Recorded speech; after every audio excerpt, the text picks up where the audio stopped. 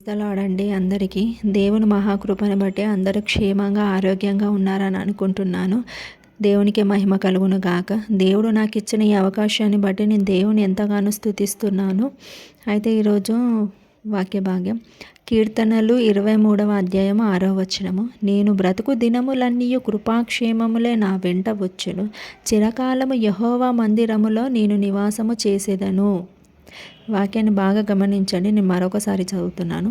నేను బ్రతుకు దినములన్నీయు కృపాక్షేమములే నా వెంట వచ్చును. చిరకాలము యెహోవా మందిరములో నేను నివాసము చేసేదను. ఆమేన్. అయితే చిరకాలము యెహోవా మందిరములో నేను నివాసము చేసేదను అంటే మనకి ఎన్ని ఇబ్బందులున్నా, ఎన్ని శ్రమలున్నా కానీ మనం దేవుని సన్నిధికి దూరం కావద్దండి. ఎందుకనంటే చాలామంది ఎలా ఉంటారంటే ఏమైనా శ్రమలు వచ్చినా, ఇబ్బందులు వచ్చినా కూడా దేవుని సన్నిధికి రావడానికి ఇష్టపడరు వాళ్ళు.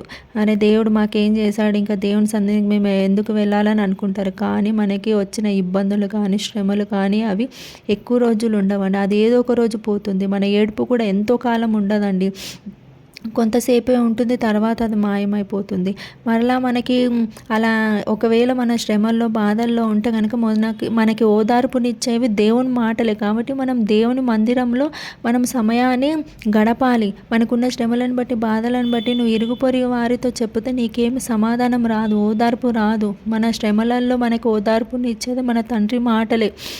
అది మన తండ్రి అంటున్నాడు, మీ చింత యావత్తు నా మీద వేసి మీరు ప్రశాంతంగా ఉండండి అని. అది మనకి కొంచెం కష్టమే కావచ్చు. ఎందుకంటే శ్రమల్లో, ఇబ్బందుల్లో కొంచెం మనము సమాధానంగా ఉండు, సంతోషంగా ఉండు, అలా జీవించడం అనేది మనకి కష్టంగానే ఉండొచ్చు. కానీ మన తండ్రే చెప్తున్నాడండి, నేను మీకు తోడై ఉన్నాను కాబట్టి మీరు ఏ భయము లేకుండా, చింత లేకుండా మీరు సంతోషంగా ఉండాలని.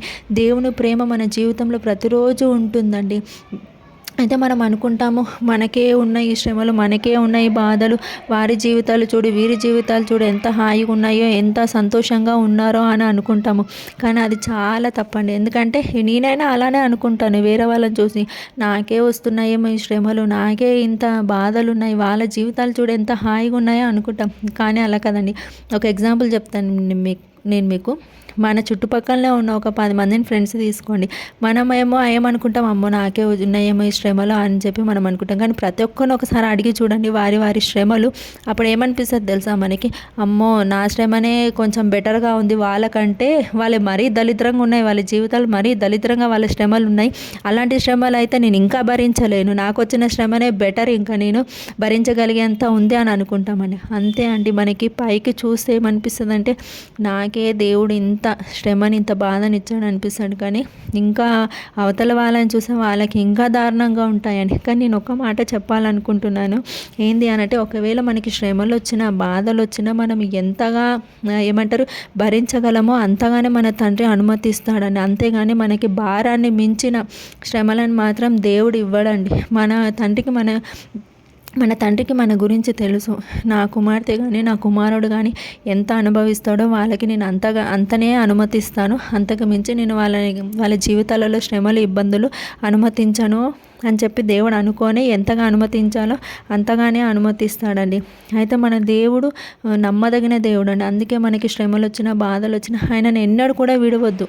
చాలామంది ఎలా ఉంటారు అని అంటే దేవుని అవసరానికి వాడుకునే విధంగా ఉంటారు. వాళ్ళ సంతోషకరమైన ఏదైనా ఉందనుకోండి, ఒక్కొక్కసారి దేవుని అంటే ఇష్టంగా ఆరాధిస్తుంటారు, ఇష్టంగా ప్రేమిస్తుంటారు. ఏమైనా శ్రమలు అనుకోని రీతిలో శ్రమలు, ఇబ్బందులు ఏమైనా వచ్చాయనుకో దేవుని దూషిస్తుంటారు, దేవుని సన్నిధికి దూరం అయిపోతారు. దేవుని అసలు నమ్మరు వారి జీవితాలలో దేవుడు ఇన్ని రోజులు చేసిన ఆశ్చర్యకార్యాలని, మంచి విషయాలని, గొప్ప అభివృద్ధిని కూడా మర్చిపోయి దేవుని సన్నిధికి దూరం అవుతుంటారు, దేవుని దూషిస్తుంటారు, దేవుని మీద నమ్మకం ఉంచారు, అలా బ్రతుకుతారండి. కానీ అలా కాదండి.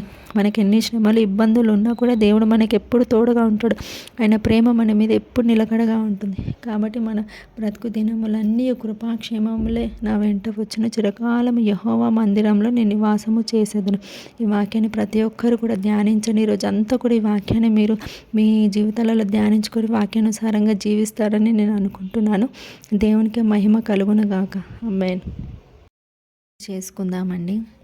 మహాపరిశుద్ధుడైన దేవా నీకే స్తోత్రం. సర్వశక్తిమంతుడు సర్వాధికారివి నీకే స్తోత్రం. జీవం కలిగిన దేవ జీవాధిపతి నీకే స్తోత్రం. నాయన విన్న ఈ మాటలు నాయన మా హృదయంలో ఉంచుకొనుటకు మీరు కృప చూపండి. నాయన విన్న ఈ మాటలు నాయన సాతాను ఎత్తుకొని పోకుండా నాయన వేసే మా హృదయాలలో మేము భద్రపరుచుకొని నాయన నెమరు వేసుకొనుటకు మీరు కృప చూపండి. ఈ రోజంతా కూడా వాక్యాన్ని మేము నెమరు వేసుకొని నాయన వేసే వాక్యానుసారంగా జీవించే గొప్ప కృప మాకు దయచేయండి. నిజమే ప్రభు, ఎన్ని శ్రమలు ఉన్నాయి, ఎన్ని బాధలు ఉన్నా నాయన యేసయ్య మాకు ఓదార్పుని ఇచ్చేది మీ మాటలే నాయన యేసయ్య. మమ్మల్ని సమాధానపరిచేది మీ మాటలే నాయన యేసయ్య. మమ్మల్ని నెమ్మదిపరిచేది మీ ప్రేమ యేసయ్య. నిజంగా మీరు నమ్మదగిన దేవుడు తండ్రి నాయన యేసయ్య. నాయన ఎన్ని శ్రమలు ఇబ్బందులు ఉన్నా మేము మిమ్మల్ని విడిచిపెట్టిన నాయన మీరు మమ్మల్ని మీ బిడ్డల వలె ఆదరించి దేవ యేసయ్య ఎన్నడూ కూడా విడవరు దేవ యేసయ్య. నాయన మాకు ఎన్ని కష్టాలు బాధలు ఉన్నా కూడా నాయన మీ సమాధానం మాకు అందజేస్తున్నారు ప్రభా. నాయన మీ సంతోషాన్ని మాకు అందజేస్తున్నారు దేవా. నీకే స్తోత్రం నాయన యేసయ్య. నాయన మాకు బాధలు వచ్చాయి, ఇరుకులు వచ్చాయి, ఇబ్బందులు వచ్చాయని నాయన మీ సన్నిధిలో గడపకుండా నాయన సమయాన్ని వృధా చేయకుండా నాయన మీరు నాయన మమ్మల్ని ఆదరించండి దేవా. నీకే స్తోత్రం నాయన. మేము ఎక్కడ కూడా సమయాన్ని వృధా చేయకుండా నాయన మీ సన్నిధిలో గడిపే గొప్ప కృపా భాగ్యం మాకు దయచేయండి నాయన. నీకే స్తోత్రం నాయన. మేము కడవరి దినాల్లో ఉన్నాం ప్రభా యేసయ్య. నాయన అన్యాయపు దినాల్లో ఉన్నాం ప్రభా నాయన యేసయ్య. ఎక్కడ చూసినా కూడా అన్యాయము నాయన యేసయ్య, మోసాలు నాయన ఇలాంటివి జరుగుతున్నాయి ప్రభా. అలాంటి పరిస్థితుల్లో మేము బ్రతుకుతున్నాం దేవ యేసయ్య. నాయన అందుకు గాను నాయన యేసయ్య మాకు వచ్చిన శ్రమలను బట్టి ఇబ్బందులను బట్టి నాయన మేము ఎక్కడ కూడా విశ్వాసంతో నాయన మీ సన్నిధికి దూరం కాకుండా దేవ యేసయ్య విశ్వాసంతో నాయన ఎన్ని శ్రమలు ఇబ్బందులు ఉన్నా కూడా మిమ్మల్ని వెంబడించే వారిగా మేము ఉన్నటకు కృప చూపండి నాయన. మేము బ్రతుకు దినములు అన్నీ కూడా కృపాక్షేమములే మా వెంట వచ్చునని చెప్పారు దేవా. అలాగనే మేము బ్రతుకుటకు మీరు కృప చూపండి నాయన.